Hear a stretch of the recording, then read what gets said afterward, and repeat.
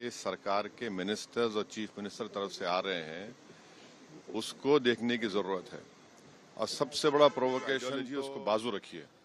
आपकी आइडियोलॉजी होने चाहिए भारत का कॉन्स्टिट्यूशन और रूल ऑफ लॉ। मंत्री आप हैं, रूल ऑफ लॉ आपको फॉलो करना है और आपको कॉन्स्टिट्यूशन के लिहाज से अपनी हुकूमत। चंद हफ्तों से जो स्टेटमेंट्स महाराष्ट्र के सरकार के मिनिस्टर्स और चीफ मिनिस्टर तरफ से आ रहे हैं, उसको देखने की जरूरत है।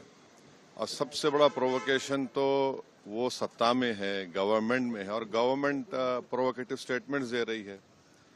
और बड़ा अफसोसनाक है, आप देख लीजिए पिछले 4-5 दिन पुराना स्टेटमेंट उठाकर देख लीजिए, तो ये वो खुद प्रोवोकेशन किए और उनको इस बात की अपनी जिम्मेदारी का एहसास भी नहीं है कि वो मंत्री हैं, मुख्यमंत्री हैं।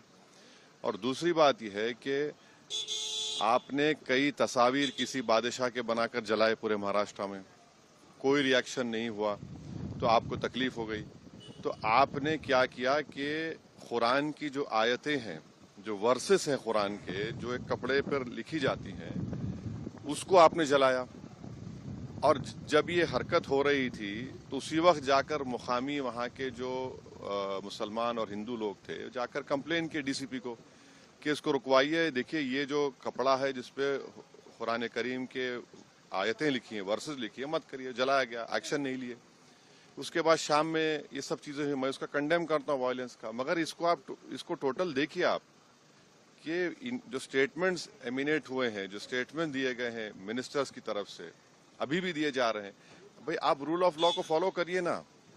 आप तो भारत के संविधान पर आपने ओथ लिया है, तो आप कैसे प्रोवोकेटिव स्टेटमेंट्स क्यों दे रहे हैं आप?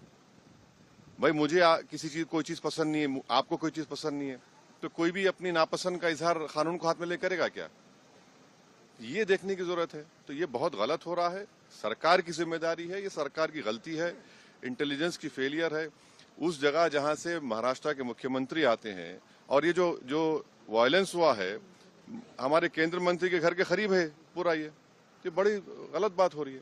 अब हो गया। सर, फडणवीस साहब ने कहा है कि ये बहुत रिग्रेटेबल है, बहुत दुख की बात है कि स्टेट एक्सचेकर से औरंगजेब के कब्र की देखभाल करनी पड़ती है। आप सत्ता में हैं, आपके जो आइडियोलॉजी है उसको बाजू रखिए। आपकी आइडियोलॉजी होने चाहिए भारत का कॉन्स्टिट्यूशन और रूल ऑफ लॉ को अपहोल्ड करना। 6 दिसंबर 1992 को क्या हुआ और उसके बाद सुप्रीम कोर्ट ने उसको एग्रीगियस एक्ट कहा, तो आप देख लीजिए। हुकूमत आपकी है, मंत्री आप हैं, रूल ऑफ लॉ आपको फॉलो करना है और आपको कॉन्स्टिट्यूशन के लिहाज से अपनी हुकूमत चलाना है।